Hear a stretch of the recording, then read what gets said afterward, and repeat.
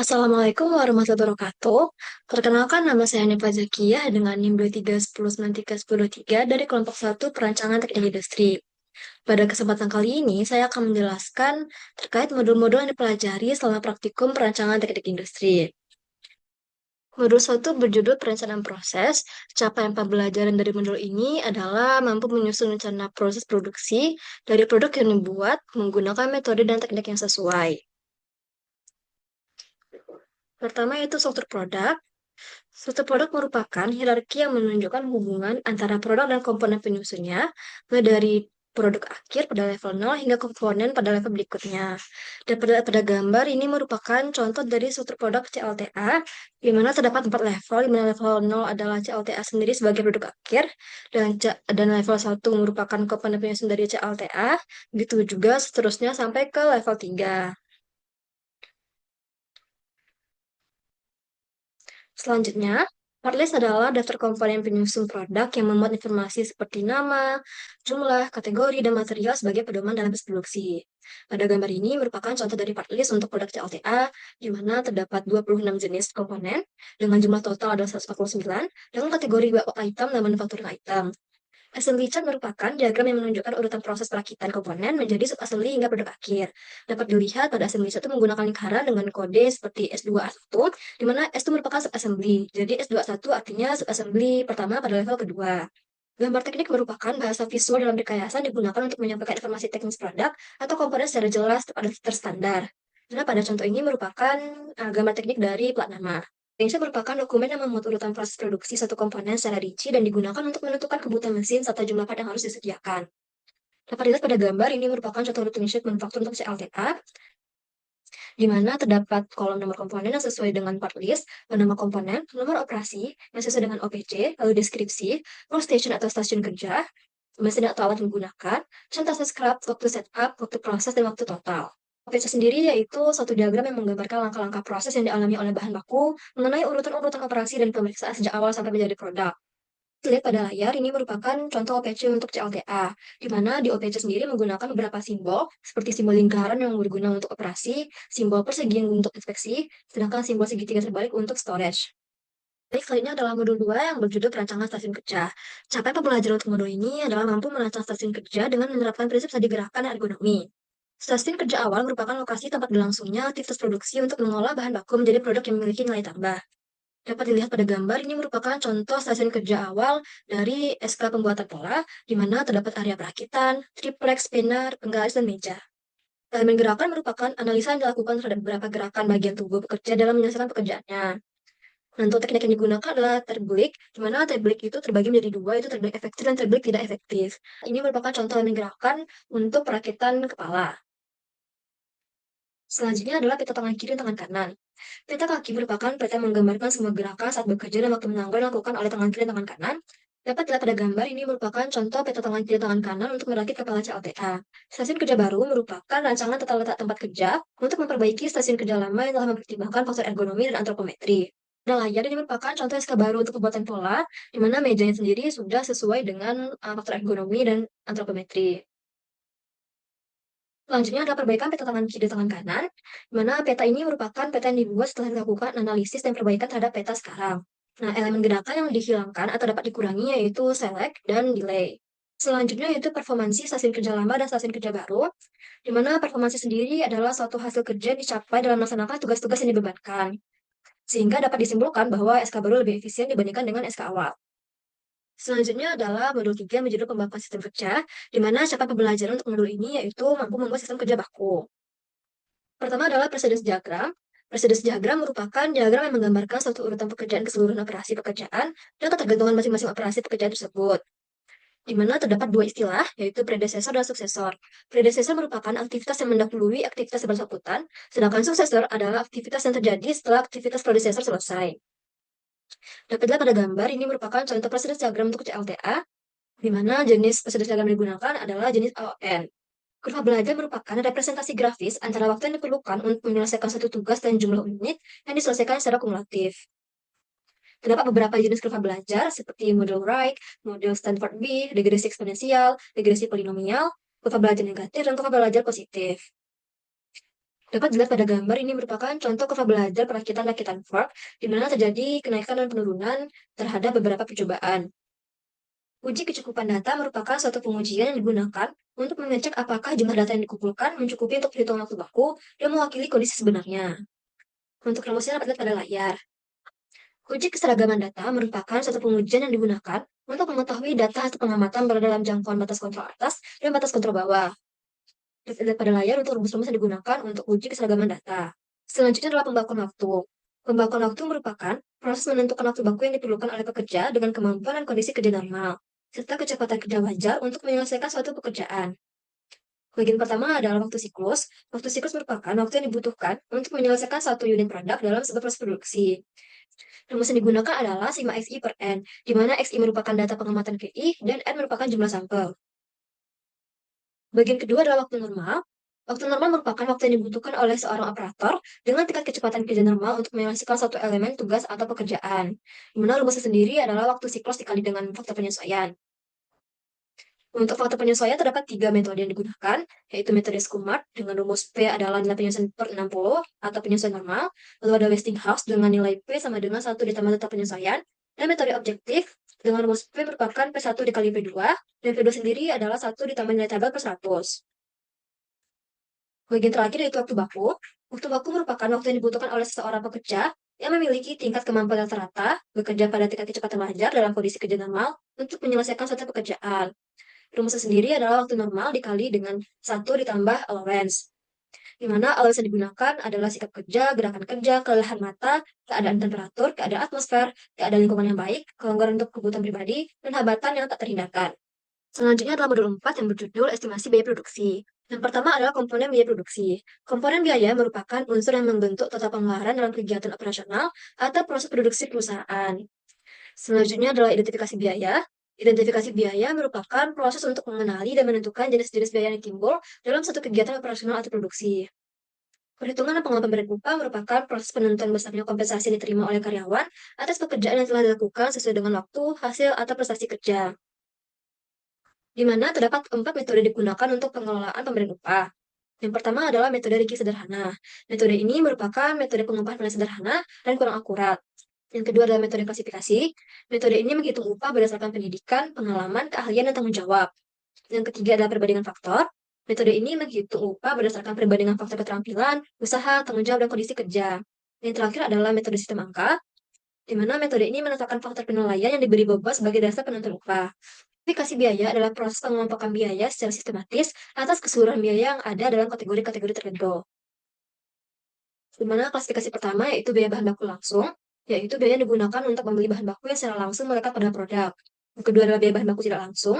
Biaya ini merupakan biaya yang dilakukan perusahaan untuk membeli bahan pendukung dalam proses produksi. Lalu biaya tenaga kerja langsung. Biaya ini merupakan biaya yang dikeluarkan perusahaan untuk tenaga kerja secara langsung mengolah bahan baku menjadi produk. Selanjutnya, biaya tenaga kerja tidak langsung. Biaya ini merupakan biaya yang dikeluarkan perusahaan untuk tenaga kerja yang tidak secara langsung mengolah bahan baku menjadi produk. Selanjutnya adalah biaya aset. Biaya aset merupakan pengeluaran untuk memperoleh atau menyiapkan aset berwujud yang bersifat permanen dan memiliki masa manfaat tertentu. Selanjutnya ada biaya administrasi, yaitu pengeluaran yang berhubungan dengan kegiatan pengelolaan dan pengendalian operasional. Berikutnya ada biaya preparasi, yaitu biaya yang dikeluarkan untuk menjaga dan memperbaiki peralatan serta fasilitas agar proses produksi tetap berjalan sesuai rencana. Selanjutnya ada BOP atau biaya per pabrik, yaitu komponen biaya produksi selain biaya bahan baku dan biaya tenaga kerja langsung. Biaya penyusutan merupakan proses pengakuan berkurangnya nilai atau manfaat aset akibat pemakaian dicatat dalam laporan laba rugi. Rumus yang digunakan apabila pada layar. Selanjutnya adalah HPP, HPP dan harga jual. HPP atau harga pokok produksi adalah keseluruhan biaya yang dikeluarkan dalam proses pembuatan satu produk. Sedangkan HPP adalah HPP ditambah dengan biaya penjualan, sedangkan harga jual merupakan biaya yang harus dibayar oleh konsumen untuk mendapatkan satu produk. Untuk rumusnya sendiri dapat dilihat pada layar. Selanjutnya adalah titik impas atau break-even point, di mana break-even point merupakan keadaan di mana pendapatan diperoleh perusahaan sama dengan biaya yang dikeluarkan, sehingga perusahaan berada dalam posisi impas atau tidak mengalami keuntungan maupun kerugian. Untuk rumus yang digunakan dapat dilihat pada layar.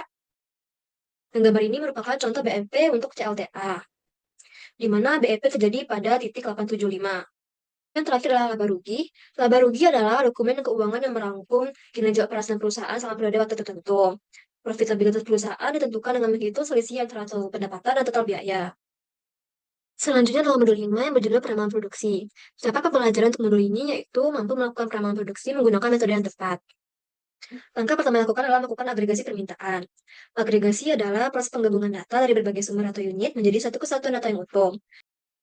Setelah melakukan input data, dapat diketahui bahwa tipe data yang didapatkan adalah tipe transiklis.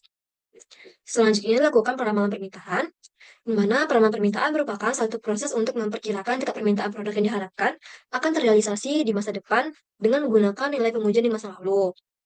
Untuk metode yang digunakan sesuai dengan tipe data transiklis, yaitu metode kuadratis. Metode kuadratis merupakan metode peramalan yang memprediksi nilai masa depan menggunakan data historis dengan model persamaan kuadratis. Untuk persamaan dan mesin-mesin digunakan dapat dilihat pada layar. Selanjutnya adalah metode regresi linier. Metode ini merupakan metode statistik untuk memprediksi nilai berdasarkan hubungan matematis antara periode waktu dan nilai agregat. Untuk rumus yang digunakan dapat dilihat pada layar. Selanjutnya adalah metode transiklis. Metode transiklis adalah metode peramalan dalam waktu untuk mengidentifikasi dan memperoleh. Metode transiklis adalah metode peramalan dalam waktu untuk mengidentifikasi dan memproyeksikan pola fluktuasi jangka panjang di sekitar garis trend utama. Untuk persamaannya dapat dilihat pada layar. Selanjutnya adalah metode tren eksponensial. Metode tren eksponensial merupakan metode peramalan dari waktu yang sederhana dan mampu menangkap pola pertumbuhan maupun penurunan data. Rumus yang digunakan dapat dilihat pada layar. Setelah menghitung peramalan, kita akan melakukan perhitungan untuk nilai error atau nilai kesalahan. Nah, uji nilai kesalahan peramalan atau pengujian nilai error merupakan proses untuk membandingkan hasil peramalan dengan data aktual yang telah tersedia sebelumnya. Pengujian ini bertujuan untuk menilai sejauh mana tingkat ketepatan metode peramalan yang digunakan. Metode pengujian error yang digunakan yaitu mean square error, mean absolute percentage error, standard error of estimate, mean absolute deviation, dan mean forecast error. Yang pertama adalah MSI atau mean square error. MSI adalah metode untuk mengukur tingkat kesalahan peramalan berdasarkan rata-rata kuadrat error pada setiap periode. Rumus yang digunakan dapat dilihat pada layar. Selanjutnya adalah mean absolute percentage error, yaitu metode yang digunakan untuk menghitung rata-rata persentase kesalahan mutlak dalam hasil peramalan. Untuk rumus yang digunakan dapat dilihat pada layar. Lalu standard error of estimate, yaitu metode untuk menentukan batas toleransi kesalahan peramalan untuk memudahkan analisis metode yang digunakan. Untuk rumus yang digunakan dapat dilihat pada layar. Selanjutnya adalah mean absolute deviation.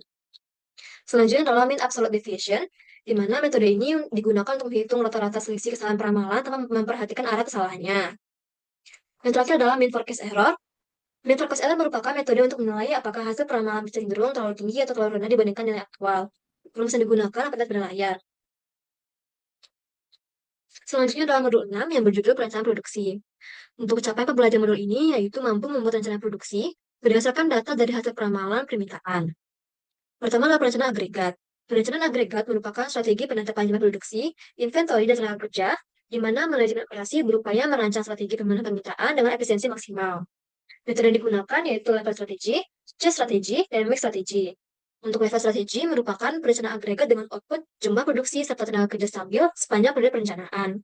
Untuk chess strategi, merupakan perencanaan agregat yang menyelesaikan output setiap periode agar sama dengan demand hasil peramalan. Yang terakhir adalah mix strategi, yaitu perencanaan agregat kombinasi dari level strategi dan chess strategi yang memperhitungkan apartemen inventory.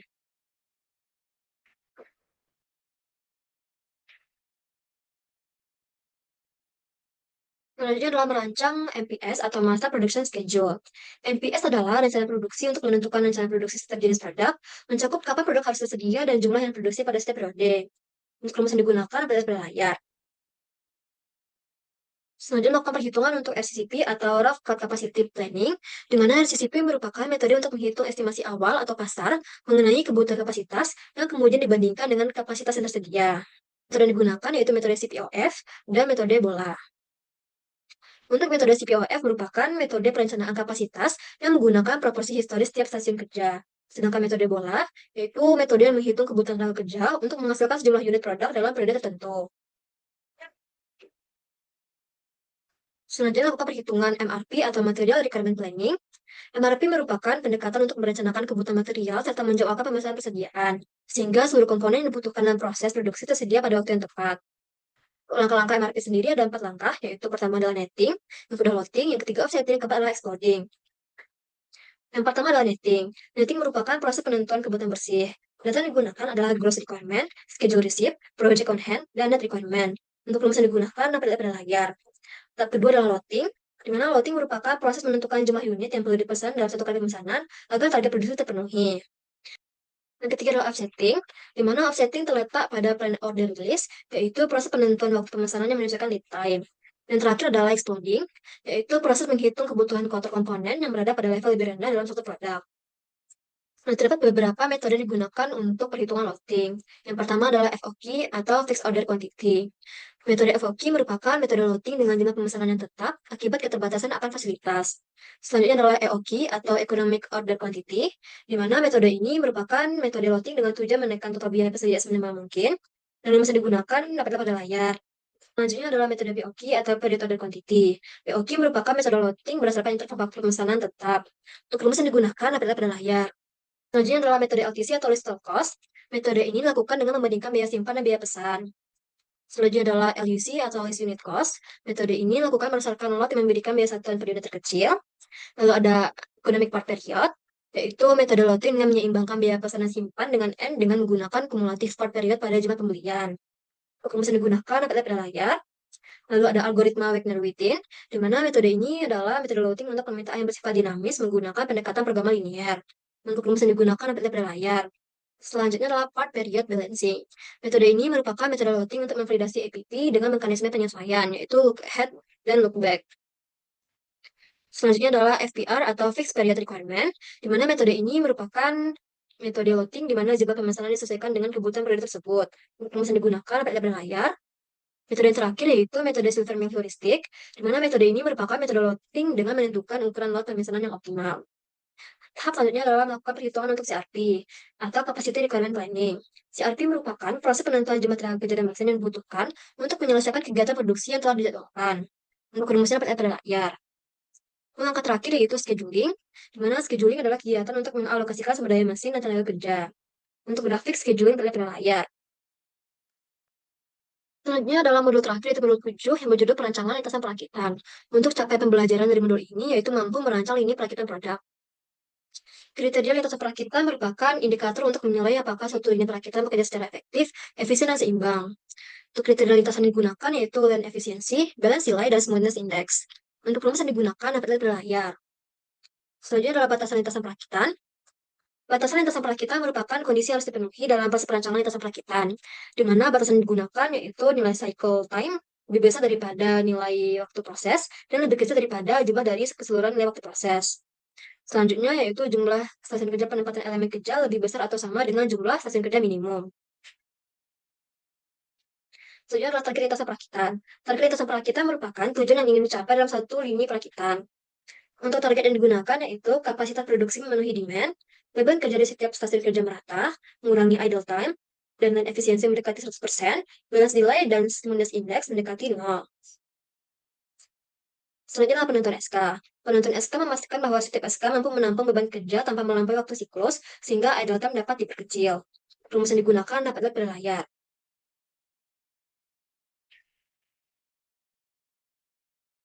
Selanjutnya adalah penyeimbangan lintasan perakitan. Metode penyeimbangan perlintasan perakitan adalah metode perancangan alat produksi yang mendistribusikan beban kerja secara merata pada setiap stasiun kerja. Metode yang digunakan adalah metode largest candidate rule, Moody Young, rank position weight, Kilbrecht, dan optimasi. Untuk largest candidate rule, merupakan metode penempatan elemen kerja dengan memprioritaskan elemen yang memiliki waktu proses terbesar, namun tetap memperhatikan predesesor. Selanjutnya adalah metode Moody Young, di mana metode ini merupakan metode penyeimbangan lintasan dengan melalui dua fase, di mana fase pertama yaitu untuk membentuk kelompok SK berdasarkan matriks hubungan antar elemen, dan fase kedua merupakan proses peninjauan ulang dan penyempurnaan hasil dari fase 1. Metode ketiga adalah rank position weight, yaitu metode penempatan elemen kerja berdasarkan bobot posisi tertinggi. Lalu metode selanjutnya adalah Kilbrecht, di mana metode ini merupakan metode penempatan elemen kerja dengan mengurutkan elemen kerja berdasarkan pembagian wilayah secara vertikal. Metode terakhir adalah metode optimasi. Metode ini merupakan metode penempatan elemen kerja paling efisien melalui pendekatan matematis berbasis pemrograman linear.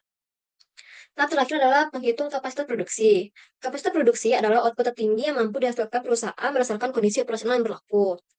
Kapasitas produksi sebaiknya berada di atas demand, agar demand dapat terpenuhi. Untuk rumus dari kapasitas produksi adalah kapasitas jam kerja dibagi dengan ST max. Sekian yang dapat saya sampaikan. Apabila terdapat salah kata, mohon maafkan. Assalamualaikum warahmatullahi wabarakatuh.